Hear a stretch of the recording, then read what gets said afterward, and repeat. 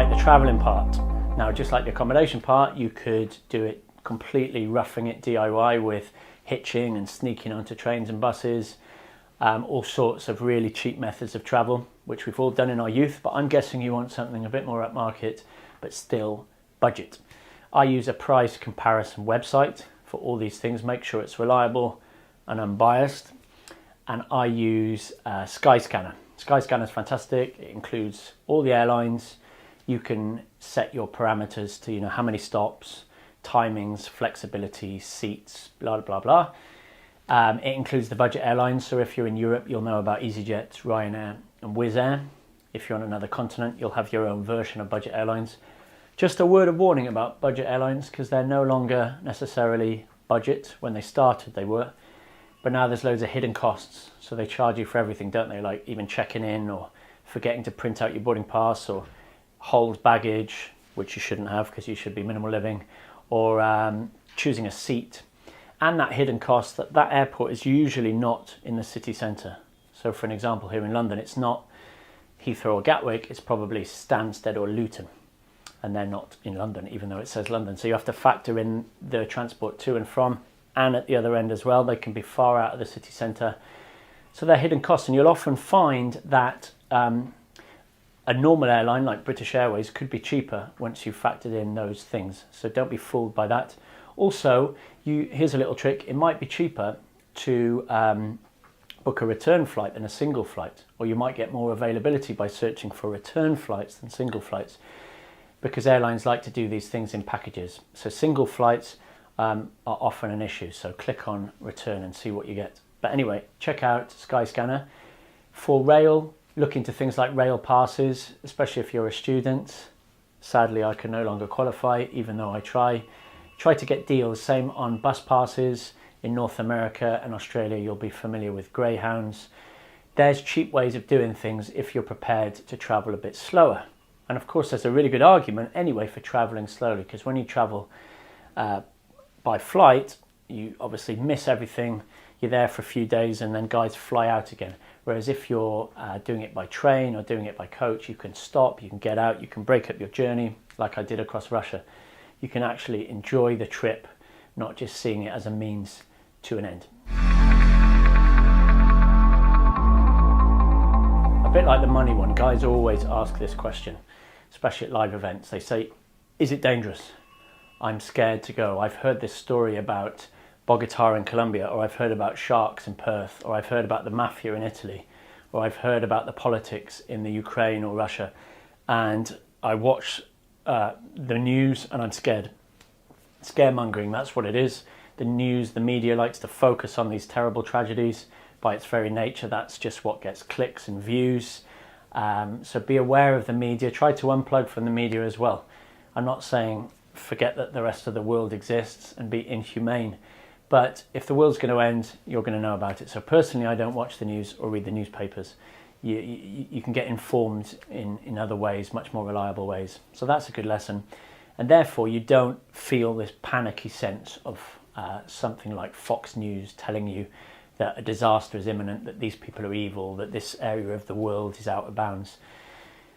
The lesson from my travel and everybody else's travel, and probably your travel, is that the world is remarkably friendly and remarkably safe, apart from these little pockets and daily events and things that go on just as part of life, because you have good and bad, and that's just in our human psyche, in our human nature. And I've had largely no problems with traveling, except, as I'll tell you, a few little scare stories in Russia. But my brother-in-law's story always makes me think of him cycling from the north to the south of Africa, all the way through the African continent on his bicycle for 12 months. And people saying, oh, you mustn't go because you're going to get shot or stabbed, or your bike's going to be robbed, you're going to get a tropical disease, there's going to be a natural disaster, it's going to be terrible. And nothing happened except lots of hospitality, adventures, love and fun, and people helping him repair his bicycle along the way and being fascinated by him. And then he gets back to Heathrow, chains up his bicycle, goes into Costa Coffee, and his bicycle's nicked. So if you're in a big city like Chicago or Miami or New York or LA or London or Sydney or Paris, statistically, stuff is more likely to go wrong here than living abroad. Okay, so don't be put off by this. Traveling's not dangerous if you're open-minded, if you've got a good vibe. It's like day game. What you bring, they give back. So people are your mirror. A country is your mirror. There's a lovely quote that if you keep getting bad service in restaurants and hotels, that probably means you're a bad customer. So think about that. The other $1 million question guys ask is, where should I go? Where is Pussy Paradise? Where is this sexual market value SMV Atlantis, where I don't have to try, where girls will just flock to me, like on that deodorant advert with a guy running along the beach and girls, thousands of girls just running after him? Where's Pussy Paradise? Well, the sad news is you can't escape the sexual marketplace. Your sexual market value is your sexual market value. Unless you've got day games sorted in your home country, you're going to find it hard abroad. And we need to make it clear that we're not talking about sex tourism. So guys often think, well, I know a friend and he went to Thailand and he got laid like mad. Well, my friends, that is kind of sex tourism. If he's paying for it in a bar, or girls are using him, they're gold diggers, they're using him for his money, for gifts, or for his passport. So in certain parts of the world, which we'll come on to, you've got to be really careful of gold diggers. But guys will say other stories like, what about the Dominican Republic? I had a friend who went there, and it's always like a fisherman's story, isn't it? I have a friend who went there and he got laid 5 times in a week. Therefore, it must be easy. But you've got to look at those places and think about the dynamics going on. And it usually involves some kind of money exchange or a strange value exchange, which equates to sex tourism. There's no escape in the sexual marketplace. High value guys sleep with high value girls. So I say to guys, get the skill set sorted first. Work on your fashion, your grooming, your health, your confidence, your social skills first, because there's many reasons, which I'll describe in Prague, why day gaming abroad is harder than day gaming in your own city. Even though you might get initially more positive reactions because you're a little bit shiny, a little bit foreign, there's many other hidden difficulties, okay? So, where is Pussy Paradise? The sad news is that it doesn't exist. But that's not to say that there aren't gems in the world where I believe girls are hotter. Again, we can debate this. Which girls are the hottest in the world? It depends on your type. Okay, for my type, I like Slavic girls. So surprise, surprise, I like going to Russia, Belarus, the Ukraine, former Soviet Union countries like Latvia, Lithuania, Estonia. I like the Balkans, slightly darker, a bit Mediterraneanish. I like Serbia and Croatia. I like Czech girls, I like Slovak girls, and I like Polish girls. And I like a few Scandinavian girls. You might like big boobed, big assed black girls. You might like really, really curvy girls. You might like just Spanish, Italian, Portuguese kind of Mediterranean girls. You might like really pale, hipster Icelandic girls. Do your research, look at pictures, think about the porn you watch. Yes, gentlemen, you do. And think, what kind of girls do I like? What nationality? No-brainer question. Go and day game in those countries, okay? Also think about the success you've had in the past. So some girls might naturally look at you. I find this in Russia. Girls give me more IOIs. That means they give me more indicators of interest. They look at me as I walk down the street because there's something about me that Russian girls find intriguing, foreign and unusual, okay? So that's a good test. When you go to a foreign country, how many looks do you get? The baseline rule is if you look like every other guy, so if I walk around Cardiff or most parts of Great Britain, I don't get as many looks. Now, that, again, that's not to say that it's therefore easier if a girl looks at you or she gives you initially a good response or even her number. You've still got to be good at the date and seduction, and then you're faced with other problems like cultural differences or religious differences, dating differences. We'll come on to all that stuff later, but I'm saying find the country that works for you. I'm going to give you some other top day game cities around the world. I've covered this extensively in a podcast on my YouTube channel called the World's Greatest Day Game Destinations, but I'm going to summarize them again for you now, put them on here in true teacher style. So the first destination I believe is the best and the greatest and the one that you should visit. It is London. Okay, London has 8.5 million residents in the centre, 10 in greater, 16 million tourists a year. It's pedestrian, the weather's stable, massive influx of tourists and nannies and au pairs and students. It's a day game mecca. That's why day game started here. It's not dangerous. You can practice all year round. You can walk around London. So it does beat New York. New York City in America, that's number 2, because it's also this hub. It's mixed. It's got that ethnicity, that transience, that loneliness. It's a mecca. It's got hot girls. Just think of Soho or East Village in New York.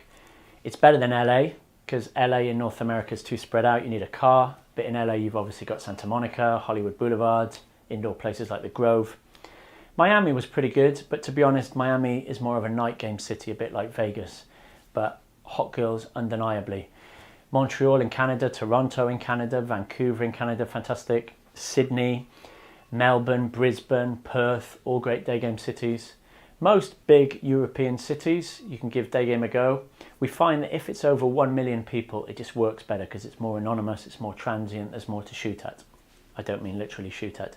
So cities like Prague, day game mecca, Stockholm, the smaller cities like Riga or Tallinn, very small but hot girls. You've got Moscow, obviously a huge city, 11 million plus.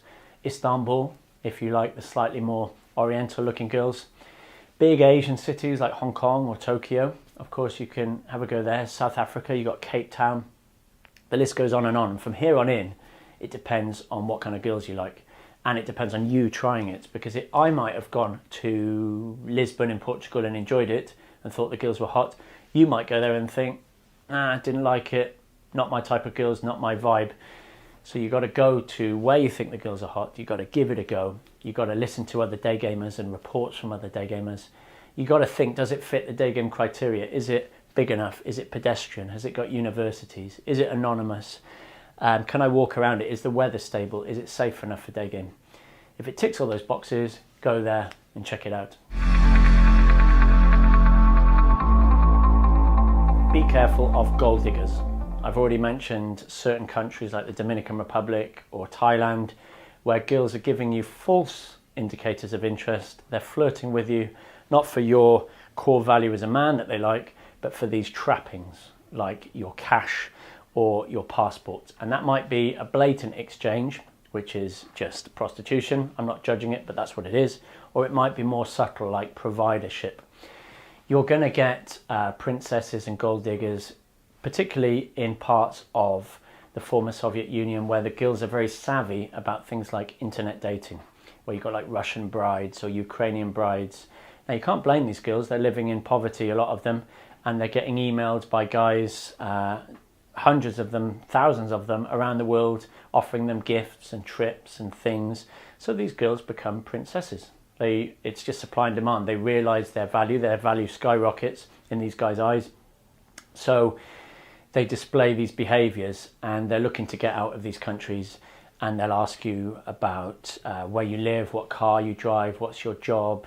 They'll be very interested in visiting certain places like Dubai or Monaco. They'll talk a lot about luxury labels. You get the idea. And these girls are blatantly giving off signals that they're to be avoided. This is not day game. This is not seduction. This is a false game going on, and you need to be aware of it. So I always say, when you travel, particularly in Middle Europe or Eastern Europe or in Asia, don't do online dating.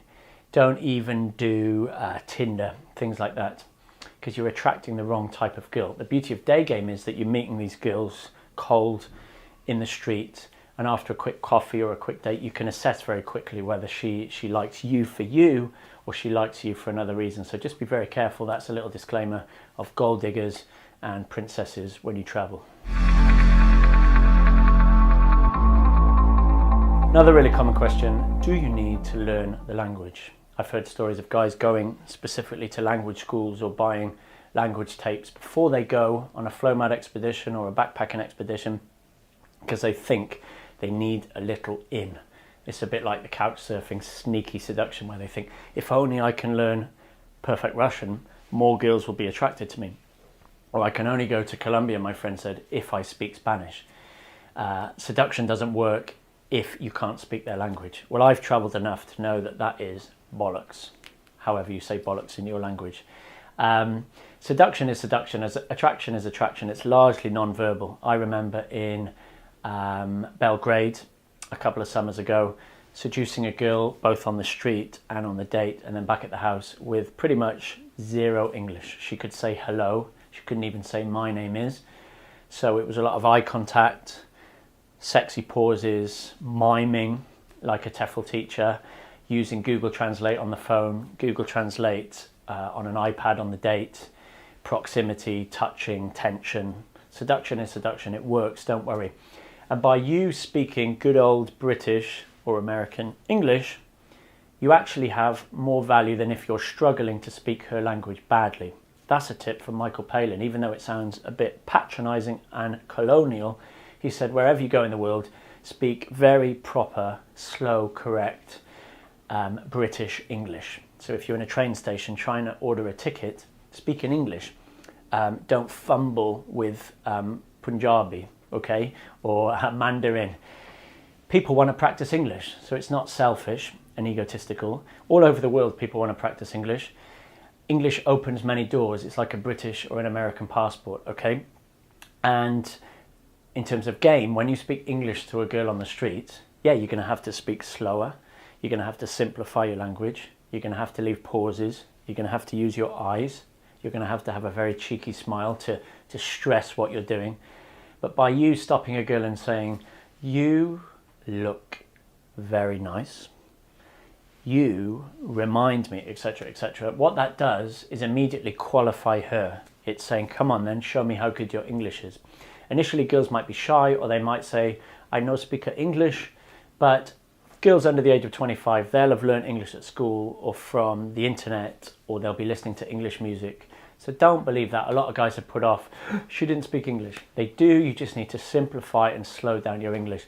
And what it does is make the girl feel like she has to try and qualify to you, rather than the other way around when you're struggling in really bad, broken Russian and the girl's laughing at you. Here's a big point we need to consider, because it's a valid question that guys ask. Do you get lonely? Because they see me doing these expeditions and they often assume that I'm alone, which I have been for certain amounts of time, especially last summer, 2014. I had big periods alone in Moscow, St. Petersburg and Siberia. And being alone, as you know if you've travelled alone, is both good and bad. It's good in that you find out who you are, you find out what you're made of, you have to be in control of your own state, you have to be regimented and you are in control of your routine. It's a little bit selfish and cool in that you can do what you want, you can go where you want, you can focus on solo day game, which I like to do. But the downside is obviously you lack social contact. And from reading this amazing book, it inspired me to come back to London and establish my roots, to regain that network, to get back in touch with important things like my core friendship group and my family, obviously, because we're social beings. Even that book in the film Into the Wild, when that guy goes off, he quits everything, he goes into Alaska.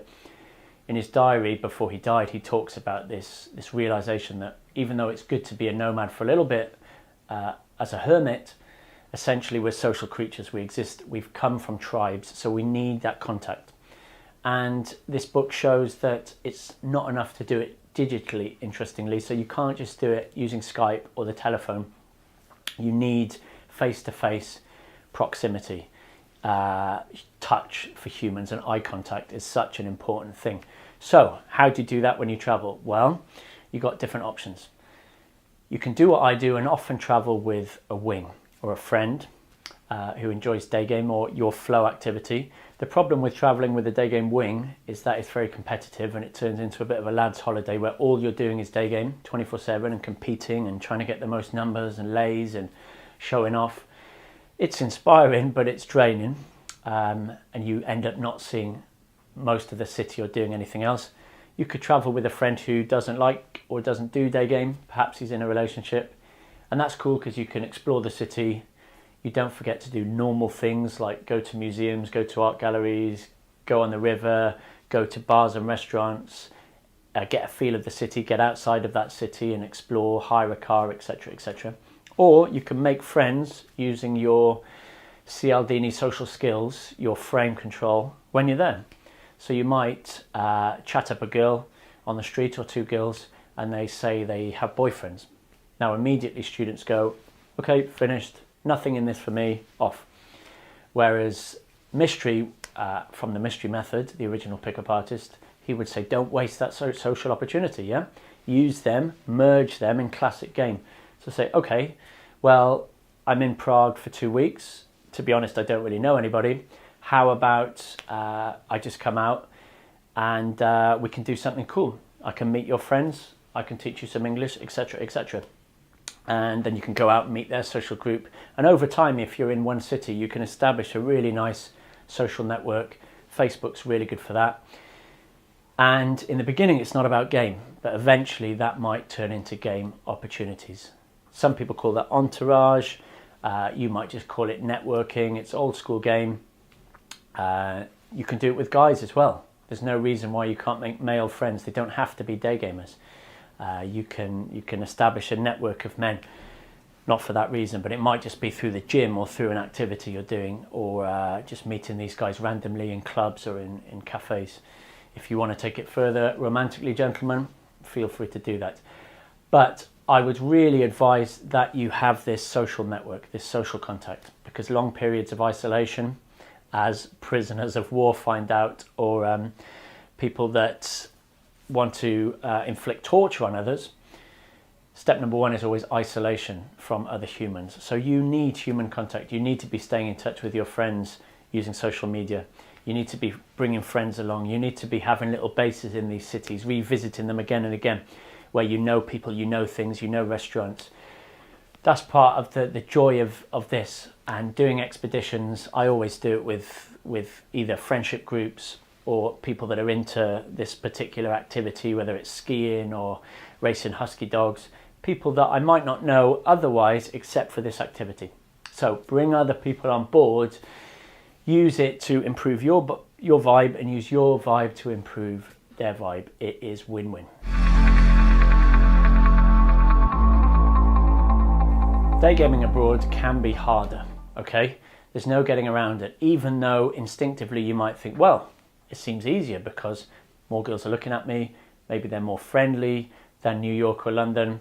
That's just the beginning. There's a lot of hidden problems with day game abroad in that everything's new. You don't have the logistics you have back at home. You have a time pressure, thinking you've got to get this number of numbers, this number of dates, maybe you've got to beat your wing, you've got to get this number of lays or this number of long game leads, and then you've got to go. So you're running around like a headless chicken. You don't know all the venues. You might not even know all the day game venues. Your accommodation might have been wrong. You might be far out. You just feel slightly off balance in that everything's new. The language is new. The food is new. The environment is new. So you've got that slightly off-kilter feeling, which is completely normal when you travel. If you're traveling alone, like I said, you're in charge of your own state, which is a lot more volatile usually when you're traveling. Even if you're traveling with somebody, there's always a crisis point when you argue with them or you storm off, because it's very intense traveling and living with somebody for long periods of time. So you've got to get used to that. You've got issues about phones and networks and keeping all these leads going. So there's lots of stresses. I always say to guys, like I've already reminded you, learn game first where you are before you travel. That's a good rule of thumb. How long should you go for? Well, different guys have different answers. I've experimented with a range of things, from just flying in for 2 days, collecting leads and then flying out and revisiting, to spending a week, 2 weeks, and even last summer I was spending a month in each place. I have to say that a week is not long enough if you want to go from A to Z in terms of day game, from opening to closing, high quality girls or more than one girl. 2 weeks is okay, a month is ideal, because you can implement the Flowmad 2-tier system for day game. What's this 2-tier system? Well, you've got farming in the beginning, and then you've got potential long game. Let me go through the two. First of all, number farming. Some people call it beasting, whatever you want to do. You arrive in that city and you go mad for a few days, just collecting as many contact details as you can, going on long days, alone or with a wing, beasting it. So you're opening everything, You're getting numbers, WhatsApps, Facebooks, even dodgy emails, or going for same day lays, whatever. You're just getting everything into the net, everything into the funnel. And then you let that sink and you let that filter out. And after a few days, you see what becomes of it. You see how many numbers you got, how flaky they were. Did you like the city? Were you getting good responses? Are lots of the girls texting back? Is setting up dates easy? Then you get to the dating stage, where by week 2, you're dating a nice percentage of those girls. And then obviously you might need to go on more than one date to seal the deal, work out which girls you want to see again. So it's just like a funnel. And there's day game skill, of course, but there's also probability and luck. And it's city dependent. One city might be better for you than another city. You might have better results in Barcelona than you do in Berlin. Another guy will have different results, okay? It also depends on your work rate, how many girls you're opening and how good your day game is. So there's lots of factors in this. It's not clean cut. So that's the farming. The long game is the annoying part, or you could say it's the good part if you want to revisit that city. So let's say you go to Paris and you beast it for a week, you get all these leads, you date some girls, you might even sleep with a few girls, but you're left with all these semi-spinning plates.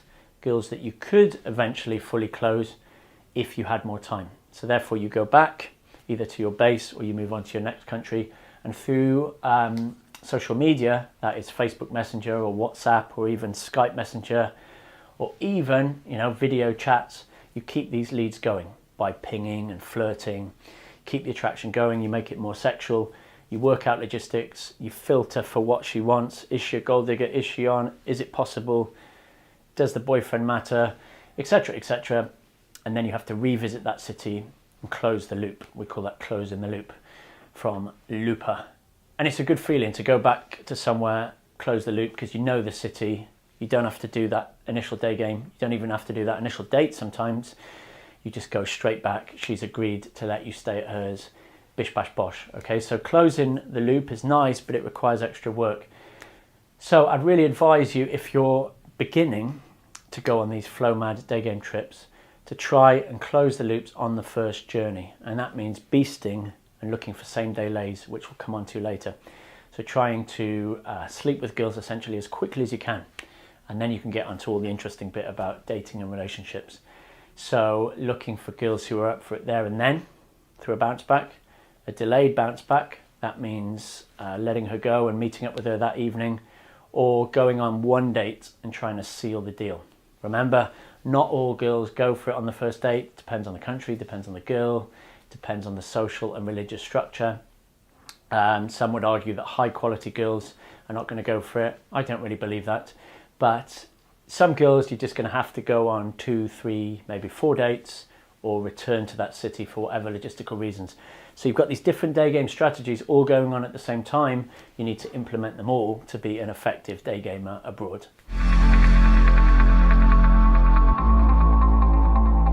Really important to have some kind of daily routine, especially if you're traveling alone, okay?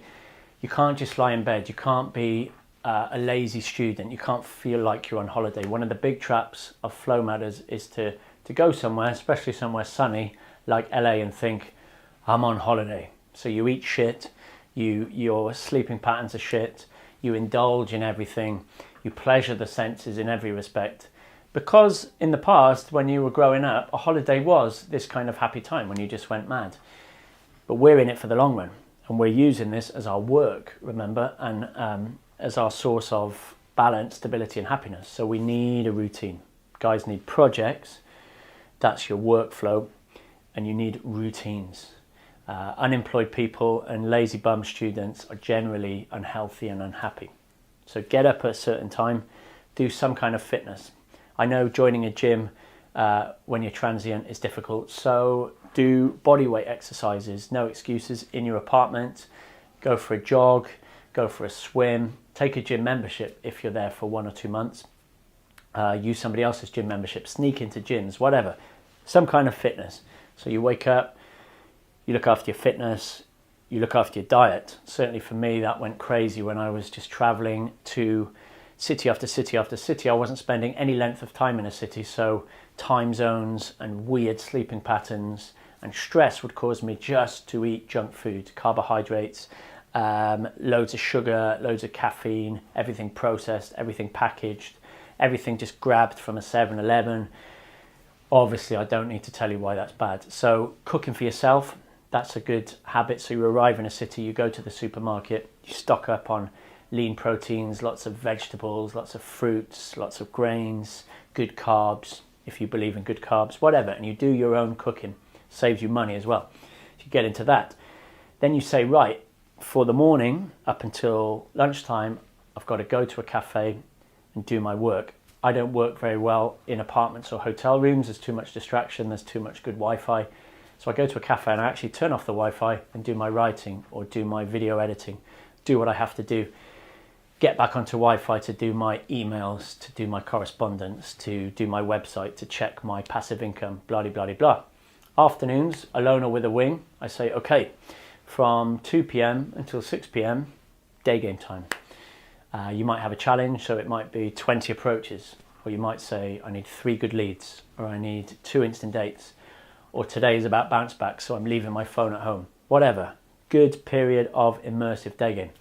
If it's the beginning of the holiday, you might be doing this beasting thing where you do 9 a.m. to 9 p.m. day game craziness, or you might be doing Las Vegas style gutter game if it's a venue with loads of bars and clubs, yeah? And then you've got to be strict and say to yourself, with your wing or alone, you have to say, evening, I need to speak to my family. I need to meet up with some friends, hopefully non-day game friends, do a normal activity, go to the theatre, go to a nice restaurant. I'm going to go on that date, whatever, some social time, yeah, where you're interacting with other human beings normally. And then in the evening, it's mostly trying to get a good night's sleep. So not going out Wednesday, Thursday, Friday, Saturday, hitting it hard on the beers. That's like a lad's holiday. And it's okay to do once in a while, but we're looking at this long-term happiness and health and stability and continuity, yeah? So you want to be getting into good habits and saying, okay, alone or with a wing, I'm going to go out Friday and Saturday. Going to have big drinking night every Saturday. Going to try a bit of night game. It's good for my day game. Every Friday and Saturday, whatever. I'm going to limit myself to 3 dates a week. And on each date, I can have 2 alcoholic drinks, or I can put a bit of water in between. Whatever, you don't want to be a party pooper, but you want to look after your money, your health, which is for your happiness. Guys often use weather as an excuse not to day game. Even when you've gone on this Flowmad expedition and it's raining or snowing or it's a bit hot, you say, I won't do day game, I won't do my activity, I won't even do my work. I'll just go to the beach or lie in bed. Again, it's treating it like a holiday. It's not treating it like a military expedition, which you need to treat this like if you want to get good at this skill set. So I've day gamed in extreme circumstances, from minus 25 in Moscow to plus 35 in Miami. I've day gamed in shorts, I've day gamed in long johns, I've day gamed in the driving rain, in sleet and snow. It's possible. Where there's shops, there's girls. Where there's posh shops, there's hot girls. Where there's universities, there's students. Where there's bars and clubs, there's girls going out, okay? Girls go out in high heels and little skirts in Russian winters, okay? Don't worry about it. The great equalizer is shopping malls. That's the secret that you need to do. So when it was minus 25 in Moscow, I went into the biggest mall I could find, which is called Europa, and it's full. It's full of people shopping because they want to escape the cold too. When we did boot camps in Miami, it was too hot outside on the street, so we went into air-conditioned shopping malls. And there were the girls, because they don't want to be hot during the middle of the day either. When it's raining, use a big golf umbrella. There's a picture of me day gaming in Riga in summer rain, and you just put your umbrella over hers or over her completely if she hasn't got one, and it's cool because it creates a bubble. So it actually increases proximity, improves eye contact, makes it more magical. We found that it works really, really well. For persistently cold places, you're going to have to develop indoor game. All right, guys, just think of day game as this monkey jumping in front trick. It's not. Day game is talking to girls anywhere outside of bars and clubs. So get into Whole Foods in New York, get into gyms, get into bookstores, get into shopping centres, like I've said. Do it in airports. Learn to do it on the subway in Chicago.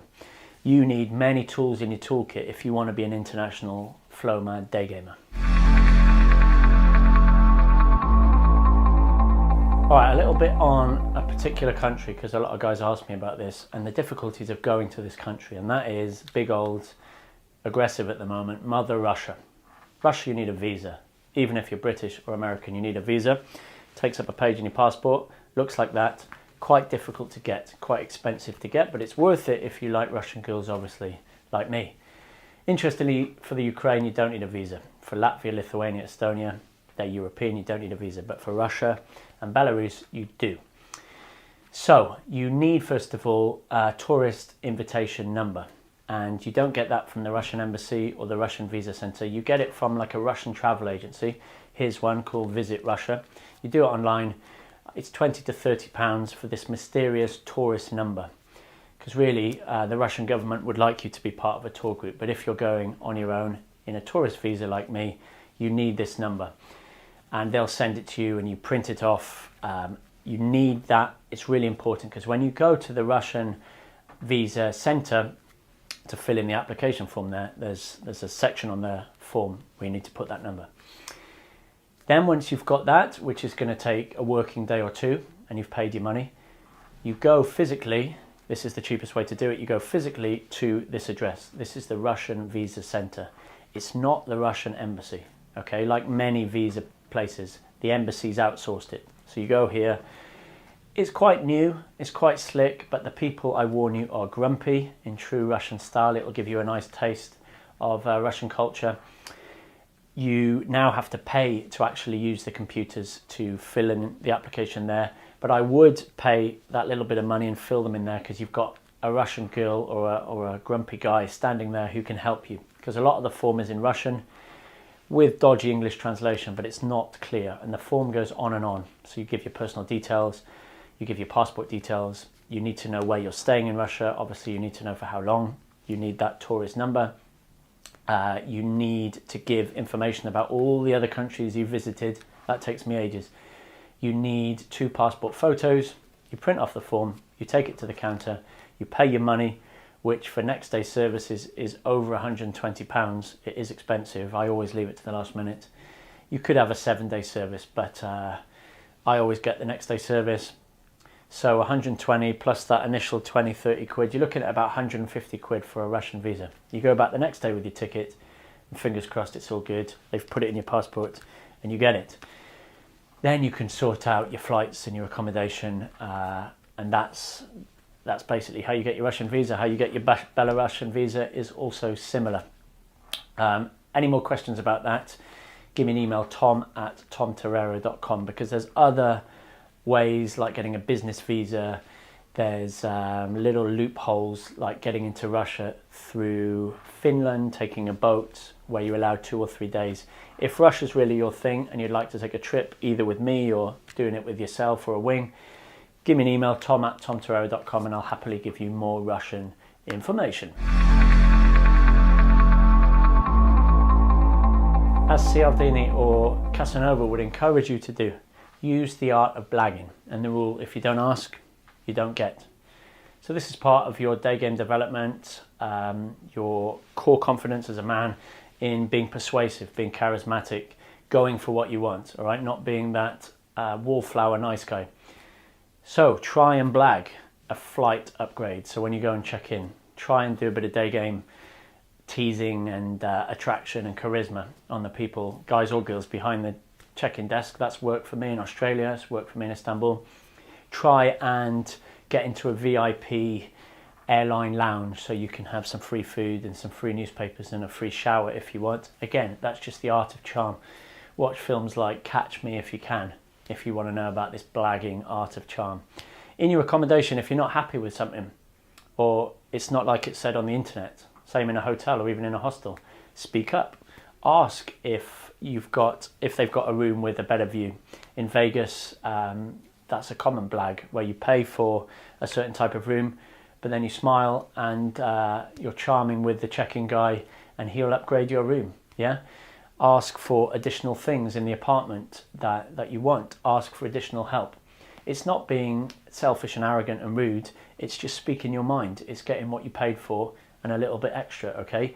The art of blagging goes way beyond day game and way beyond business even. This is going to affect everything you do, yeah? It's not only going to save you money, but it's going to improve your charm, your confidence and your charisma.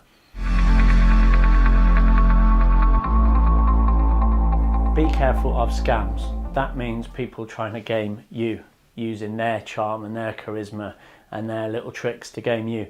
That might be obviously taxi drivers. It might be girls trying to get you into bars, which are dodgy bars. It might be classic scams abroad involving pickpockets, etc. The most common scam you're going to find is that airport or city taxi guy, all right? Because you're a foreigner, he's going to fiddle the meter or tell you a different price or take you around the houses. He's going to get or try and get more money out of you. A good lesson is not to look like a tourist. So don't carry a big camera around with you. Don't dress in like Bermuda shirt and shorts and sandals with socks. Don't look like a middle-aged American tourist. Don't have flashy jewelry, flashy watches. Don't have your wallet hanging out your back pocket. Don't walk around with a massive map. You should be prepared. You should hit the ground running, and that includes taxis. So what I do is carry my classic Flowmad notebook around with me, this moleskin, Hemingway-esque. And in this, before I land, I know what the currency conversion is. I know what a typical taxi ride costs because I've Googled that already. I know the address that I'm going to. I know if there's shuttle possibilities with a bus or a train, which will save me taxi money. I've written it all down in the local language so I can show the taxi driver so he knows in his language where I'm going and what the usual price is. And if the guy who first asked me about if I want a taxi, if he says a weird massive amount, just go to the next guy and blatantly shake your head and go to the next guy and the next guy and the next guy. And the further down the taxi rank you go, the more guys you speak to, the price drops, and eventually they'll run after you and give you the price that you asked, okay? So be ready, hit the ground running. Same with taxis in the city centre. Always say to him, fixed price. So using a meter, it's very dodgy because they have different fares for night and day and tourists, non-tourists, zone 1, zone 5. I just say fixed price. Fixed price this, okay? Get him to agree, maybe even shake on it. Pay the cash up front. A fixed price will get you a lot further. In some parts of the world, if you're brave, you can use dodgy taxis. They're on PC called gypsy taxis. So like in Russia or the Ukraine, you just stick your hand out and any car driven by anybody will stop and you can get a really, really cheap price. In some parts of the world, you can take taxis everywhere because they're so cheap. I've just come back from Morocco and a taxi is like 70, 80 pence. So it's easier than faffing around with a shuttle service. So it depends on the world, the part of the world you're in, and you can Google all this information before you go. Google classic scams in that city as well. So what would a classic scam be? In the Baltics, where drunk stag party guys go, you'll have two hot girls walking up and down a street dressed in pretty much nothing in the evening. And even day gamers look at two girls who are giving you fake IOIs and you go, wow, they're nice. You stop and have a chat. The girls are very good. They've got very good game. They've got very good bouncing and leading ability, got very good frame. And they say to you, hey, listen, there's a really cool bar. Do you want to go? And you go into the bar. The girls disappear. You buy drinks. The bill comes and it's extortionate. And if you don't pay it, local guys suddenly appear. Or it might be a strip club, or it might be a place for hookers, whatever. In Las Vegas, the scams always involve hookers, all right? So if something's too good to be true, it is. Another scam in Istanbul might be you're walking along, somebody drops something in front of you, and because you're British or American, you helpfully pick it up and give it to them, and they say, thank you so much. In return, let me shine your shoes, or let me give you a flower, or something. And they might shine your shoes or talk to you with their friends. And either they're going to ask you a massive amount for doing that job that you didn't want them to do, or while you're talking to them, somebody's lifting your wallet. So you should know about pickpockets, especially in places like Italy. These are expert pickpocketers who are just as good as expert day gamers. They know all the tricks. They can even get your belt. They can get your wallet in your front pocket. Usually happens on the metro, on tourist buses. It can happen anywhere. But if you look like a tourist, you're a target. So in any country, blend in and be careful. All right, enough of this static studio shot. I know you love looking at my beautiful face in a nice stable position, but we're gonna keep it real. We're gonna take Flowmad where it should be, on the road. I'm gonna shut down this studio and get my camera and take you with me to Prague in the Czech Republic. I'm going there to teach a student for a couple of days, follow up on a long game lead and find some fresh leads from number farming, show you how I travel, show you what's in the bag, show you the tickets, show you the insurance, show you about phones, show you about taxis, show you about accommodation, show you about the city, hopefully show you a Flowmad activity or two, and to put all of what we've just done into practice. Then I want you to do it too, okay? Whether that's thinking about how you're gonna generate working online, some passive income, whether that's gonna kick you up the arse to write a book or start making a video product, whether you're just gonna go on a little 2-day expedition to a city nearby to try some remote day game. Whatever it is, get in touch with me. There's my email again, tom@tomtorero.com. I'd love to hear how this program is being used by you. Also, I'd love to do some flow activities with you that are not just about day game. So maybe you're into mountaineering or wilderness travel, or you've got a crazy weird skill. Maybe you're a chef. Maybe you've got a flow activity that you think I would like to do. And if I'm passing through your city, your country or your continent, I might well come and see you, try that flow activity, do a bit of filming with a GoPro, and realize that, you know, there's more to life than just day game as a flow activity. There's all these flow activities and there's all these cool countries and possibilities that are part of being a Flowmad. So this is just the beginning, all right? So enjoy the Prague section and then log off. Make sure you implement all this information, get in touch and let me know how you get on. Anyway, for now, licking the lid of life, over and out. See you soon. All right, boys and girls, the stash. The Prague Flowmad stash. That's all going to go into that carry-on bag, Torero's trusty travel bag. It's carry-on, it's not check-in, because that saves you time and money, and it's for minimal living, so awesome. Let's do this in priority order. So, number one would be the passport. Yep, it's up to date, it's got enough blank pages, that's your responsibility. And I've printed off my boarding pass.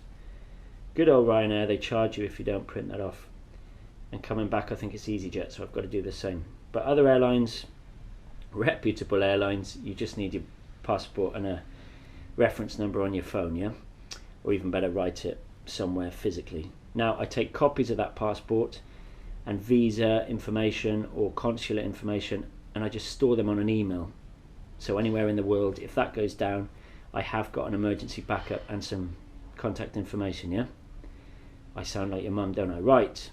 Money, again, really important. So passport 1, money 2, and I split it into 3 areas. So I've got my bank card, regular bank card, and I've told my bank I'm going away, otherwise they might stop that card, and that's happened to me before.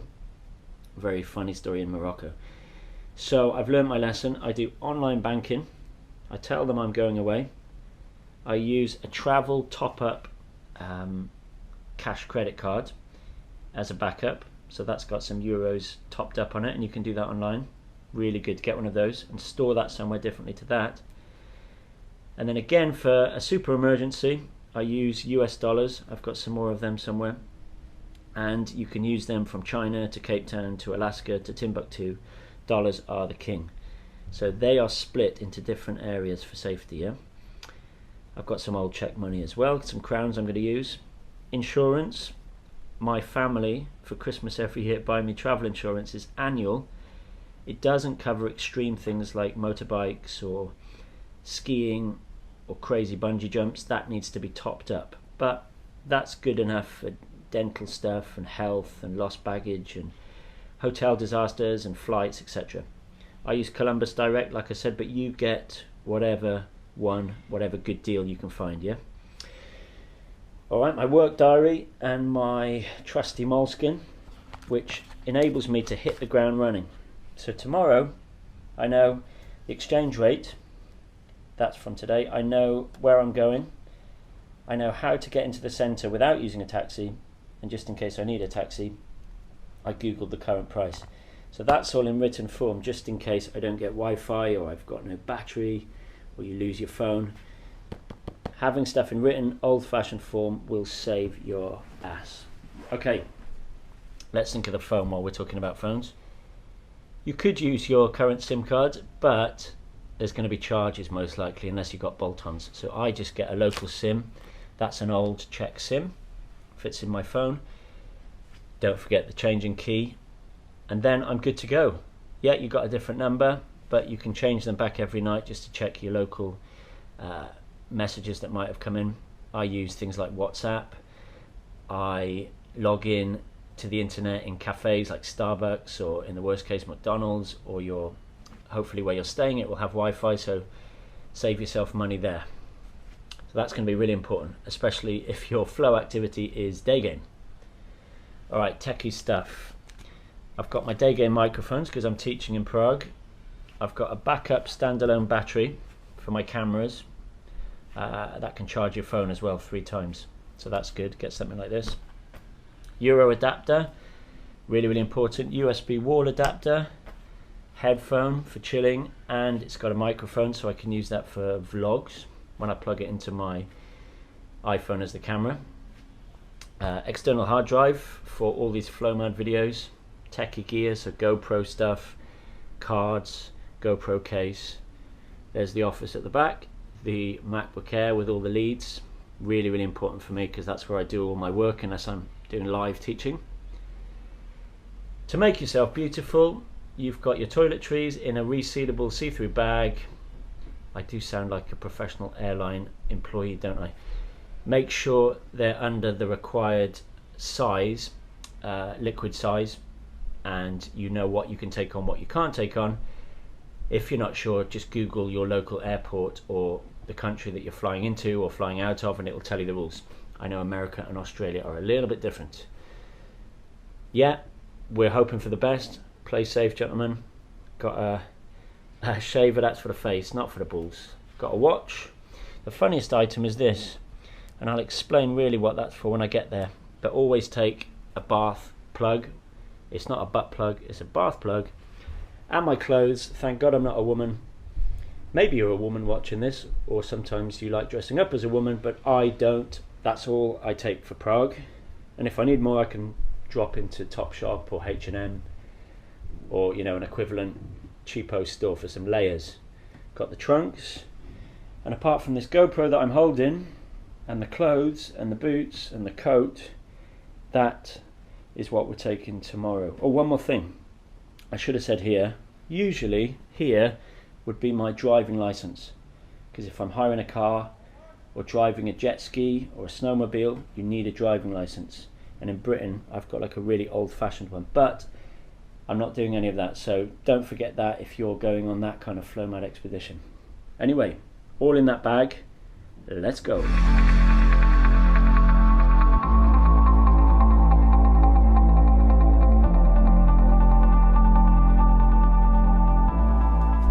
Okay, welcome to Prague, gentlemen. Where I'm staying is like a hotel. It's a posh serviced apartment building owned by a friend of mine who I used to teach out here, so it's a bit more posh than usual. There's no kitchen, there's no living room, and if I was staying here for longer than a week, I'd probably get a bigger apartment, but this is fine for a few days. Bedroom, work area, bathroom, it's all very nice. So I'm grateful to him for that. Cheers, Mike. Anyway, some extras that I picked up at the airport to show you. Yeah, it could be from 50 Shades of Grey for your sexual activities, but lots of guys have trouble sleeping on planes and trains and even in hotels, so get a face mask. Good for the girls as well. Some earplugs. Luckily I'm the one that's snoring usually, so the girl can wear that. Right, putting my adapters to good use, charging my phone, and this morning I've downloaded a free Prague audio walking tour to give me some extra little tidbits of information. I always like a good old walking tour, and a city map and a metro map. That's all free. It's all downloaded on the phone. You don't need to spend money on guidebooks and tour groups. Oh yeah, water. Google whether you can drink the tap water in your city, and for Prague, cheers, you can. And it's nicer than the bottled water. A weird fact about Prague is that beer is cheaper than water, so just drink beer. What else? We've got fast internet here, so free internet, don't need to go to Starbucks. And I've woken up early. It's only 9 o'clock. I've already had my breakfast, done my morning exercises, going to do a bit of work, and then I'm going to head on out when I usually do day game, but today I'm going to take you round Prague.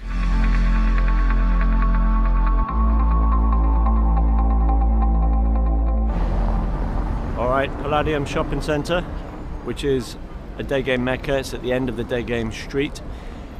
My apartment's just 5 minutes away from here. This is great in the winter or after 6 p.m. in the evening.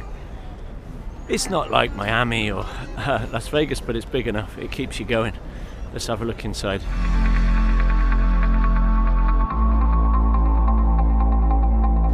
Alright, walking away from Palladium begins the day game mecca, the equivalent of Oxford Street. It goes from here to the end of Wenceslas Square. Let's take a look. Alright, so when you arrive in a new city, you want to find the shopping district, number one. Not necessarily the tourist areas, because they're full of families, kids and tour groups. But this is the main pedestrian-ish shopping street in Prague.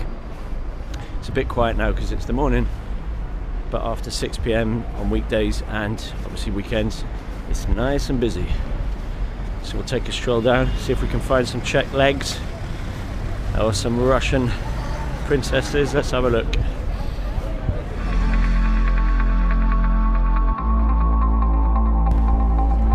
Remember, don't just do day game on the street, especially in a city that's not London or New York. Go inside shops, shopping centres, metro stations, because in Prague you've just really got this one quite long day game street, so you need some variety, you need to spice it up, especially if you're living here for more than a couple of weeks. Alright, the bottom of Wenceslas Square outside New Yorker. This is the meeting point. This is like Oxford Circus in London. It's the heart of Prague, the heart of day game. And here in historical Wenceslas Square you've got most of the apartments, certainly short-term apartments, and budget hotels and hostels. So I'll show you a few options. Amazing logistics in terms of bounce backs or date areas and then pulling the trigger, getting her home. My apartment, as I said, is towards Palladium, and Prague's small anyway, so you don't need to worry too much as long as you're in Prague 1. But let's go and check out some apartments and hostels. In the night, this side of the street has all the sex clubs and hookers, so just be careful during the night that you don't get conned, that girls don't day game you. But it's good for day game during the day. And somewhere around here, yeah, just coming up, is a secret date location. A great instant date or date location just off this street. It's like a Nepalese Tibetan tea house. Alright, so if she doesn't drink alcohol, or if you don't drink alcohol, or you just want to chill out somewhere secret, you get off that main street and you arrive in something that's a bit like India. And you sit on the floor, there's cushions, hundreds of types of tea. It is awesome. An example hostel, cheap and cheerful, just on Wenceslas Square. Like I said, harder to pull her if you're in a mixed room, but you could get a private double room, cheaper than a hotel or an apartment. A bit DIY-ish, but it's fine. So there it is, and it's next to this Czech restaurant, Czech bar, good soldier's wake. So, you got some plausible deniability, yeah? I'll take you to another secret place just off the square. Good for a little eye date or an evening stroll near your apartment or hostel with some secret old monastic gardens. Come with me. Alright, nice and secluded. Magical. Better in the summer.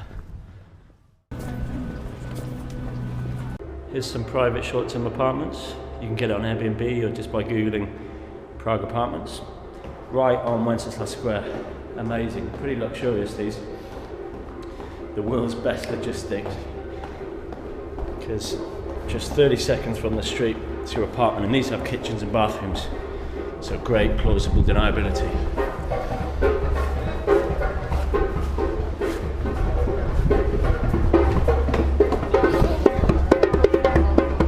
fact for you, this is the top of Wenceslas Square and the National Museum, and that featured in James Bond's Casino Royale as his hotel.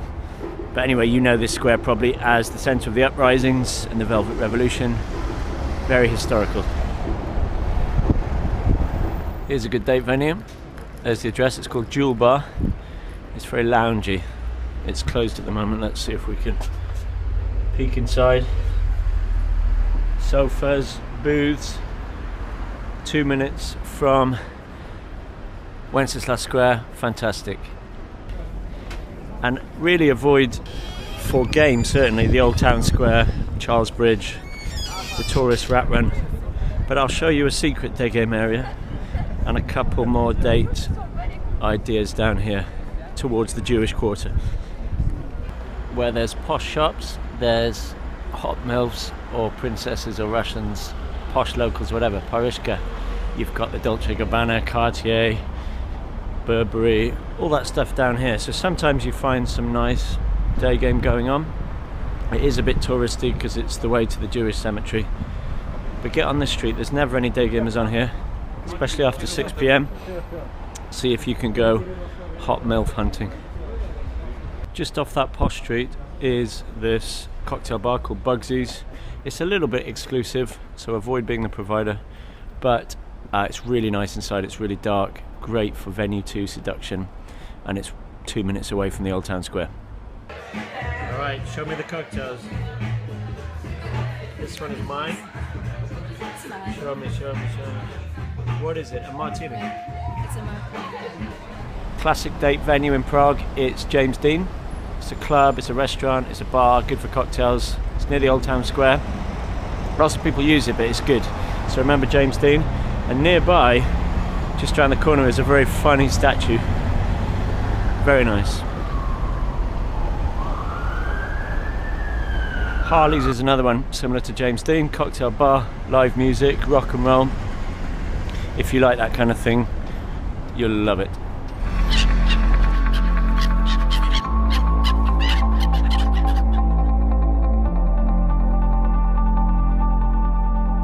Alright boys, time for some washing.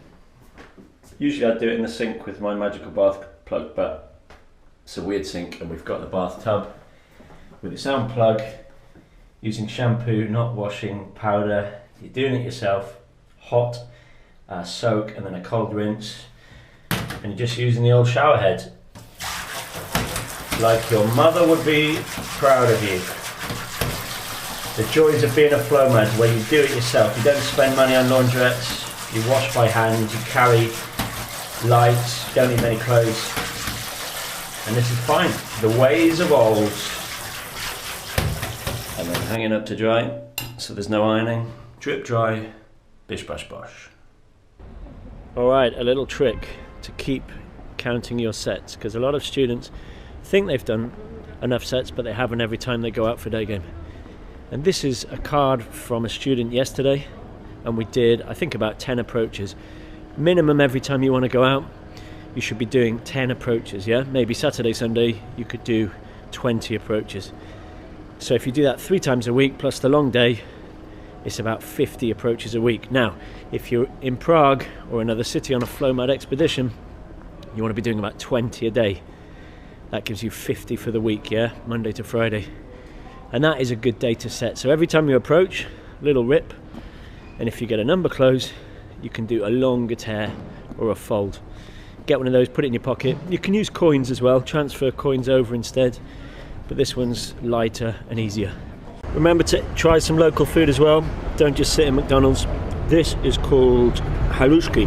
It's technically Slovak. You could say Czechoslovak, but I love it. Okay, rule of thumb.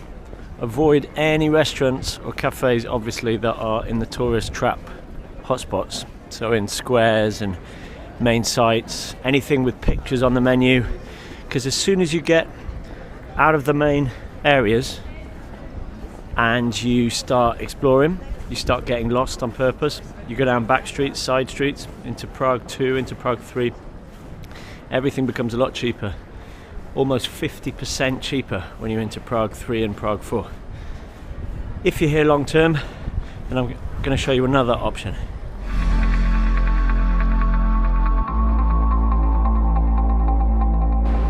cheaper and a healthier alternative is going to a local supermarket. Here's Lidl in Prague. Shopping for yourself, cooking for yourself. In the long term, it's a lot better.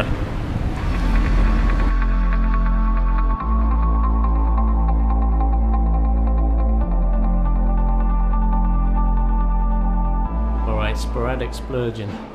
Because if you're roughing it in hostels, or even couch surfing, once a week or once every 2 weeks, it's okay to come and get a bit of grub, or sit down and use some free Wi-Fi, get a cup of tea in a posh hotel or a posh cafe like this. I often do that just to make my soul feel better. Give it a go.